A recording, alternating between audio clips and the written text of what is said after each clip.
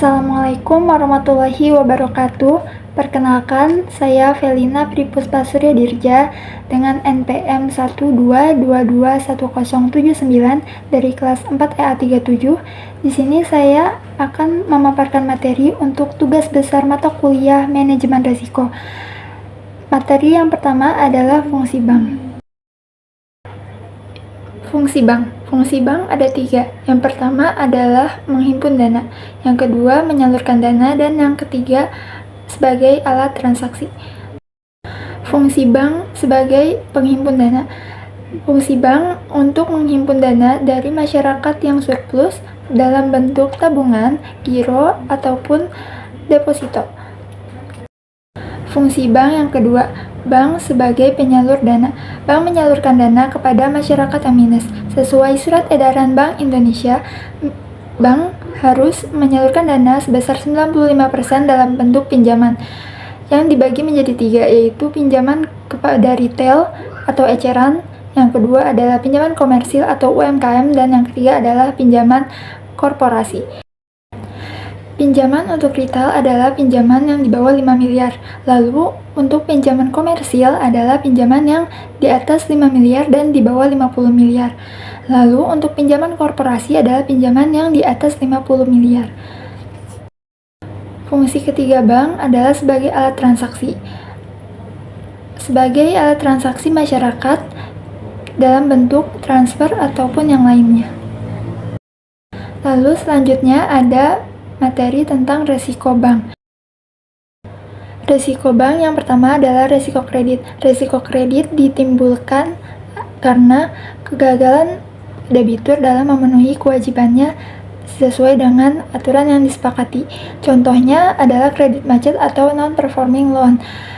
Seorang debitur meminjam uang sebesar 500 juta rupiah untuk usahanya, tetapi usahanya bangkrut dan pada bulan ke-7 tidak dapat membayar tagihan tersebut. Solusi untuk mengatasi masalah ini adalah melakukan analisis kelayakan kredit secara berkala dan ketat, lalu juga bisa melakukan asuransi kredit atau pinjaman, seperti bekerja sama dengan perusahaan asuransi atau lembaga pinjaman kredit. Resiko yang kedua adalah resiko pasar. Resiko pasar disebabkan oleh perubahan eksternal dari luar perusahaan. Resiko bank penyebab resiko bank ada 4, yaitu perubahan suku bunga, nilai tukar, yang kedua ada nilai tukar, yang ketiga ada kebijakan pemerintah, dan yang keempat adalah stabilitas politik. Resiko pasar yang terjadi karena perubahan suku bunga. Perubahan suku bunga terjadi salah satunya karena adanya inflasi. Misalnya, Bank Indonesia menetapkan suku bunga sebesar 5% dan Bank Umum menetapkan suku bunga sebesar 7,5%. Dalam hal ini, Bank Umum meminjam uang kepada Bank Indonesia, lalu disalurkan lagi oleh Bank Umum sebagai bentuk pinjaman kepada masyarakat, di mana selisih suku bunga tersebut sebesar 2,5% sebagai keuntungan untuk Bank Umum. Lalu terjadinya inflasi menyebabkan Bank Indonesia menaikkan suku bunga menjadi sebesar 7%, di mana hal ini juga menyebabkan Bank Umum harus menaikkan suku bunga sebesar 9,5% untuk tetap mendapatkan keuntungan. Karena hal ini, masyarakat menjadi terkena dampaknya, seperti kenaikan suku bunga untuk pinjaman dari Bank Umum sebesar 9,5%. Hal ini menyebabkan masyarakat tidak jadi mengambil pinjaman karena suku bunga yang tinggi. Hal ini menyebabkan Bank Umum kehilangan nasabahnya. Solusinya adalah untuk mengendalikan inflasi seperti menarik uang beredar atau yang lainnya. Risiko pasar yang disebabkan oleh perubahan nilai tukar.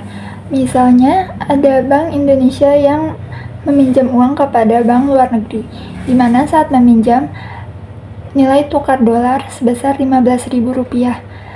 Lalu saat akan membayar pinjaman tersebut, nilai tukar dolar sudah sebesar 17.000, di mana hal ini terjadi selisih 2.000, di mana yang menyebabkan kerugian sebesar selisih tersebut. Solusi dari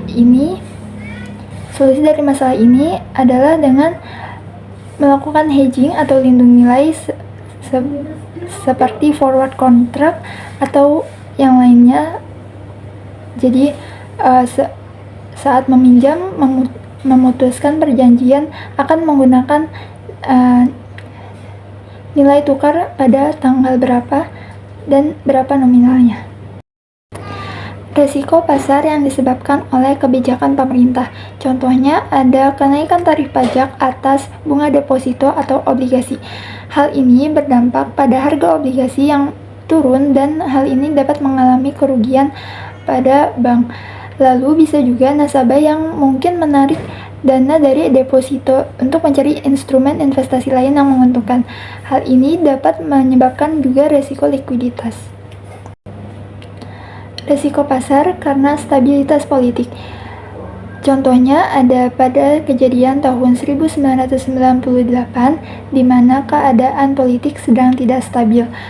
Hal ini berdampak kepada masyarakat yang penurunan kepercayaan masyarakat terhadap bank sehingga nasabah menarik dananya secara bersamaan dari bank tersebut. Hal ini juga berhubungan dengan risiko likuiditas. Yang ketiga ada risiko hukum. Risiko hukum disebabkan karena kegagalan untuk mematuhi peraturan atau hukum yang berlaku. Contohnya seperti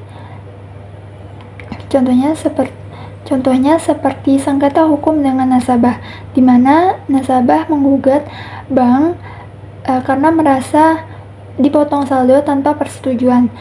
Lalu solusinya adalah menerapkan transparansi biaya dan pemberitahuan tertulis untuk semua pemotongan saldo.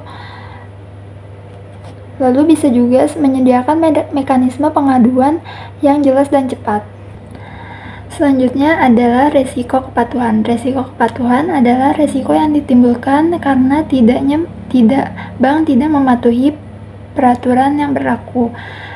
Contohnya seperti keterlambatan pelaporan LBU atau laporan bulanan Bank Umum kepada OJK.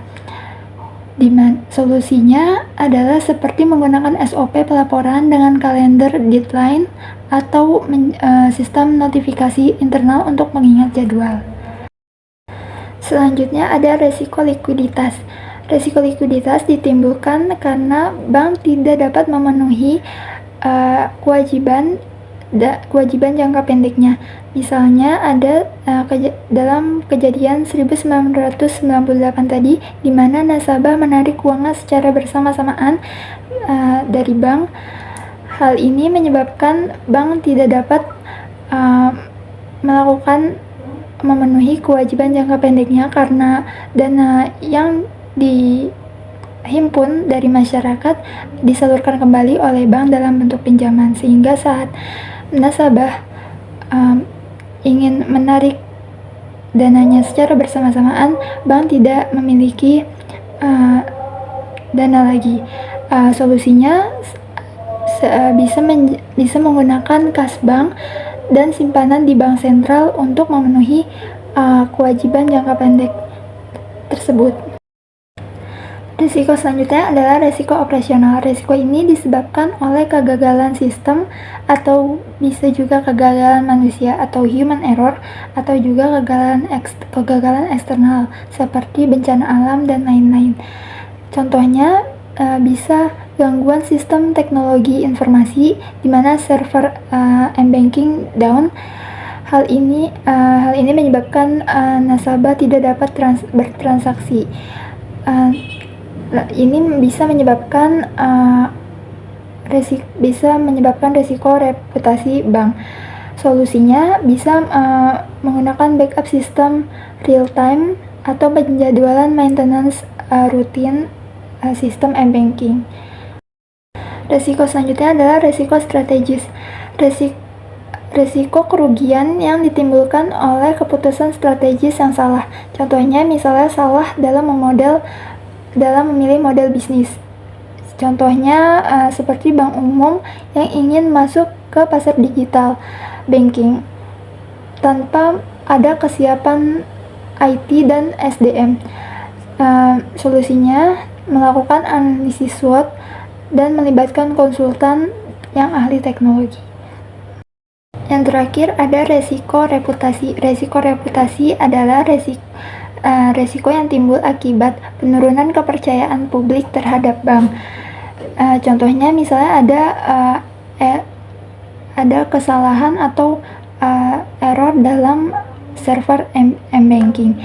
Hal ini dapat menimbulkan menurunnya kepercayaan nasabah terhadap bank. Solusinya dengan bank mengevaluasi SOP dan melakukan maintenance terhadap server m-banking tersebut. Sekian dari saya, kurang lebihnya mohon maaf. Wassalamualaikum warahmatullahi wabarakatuh.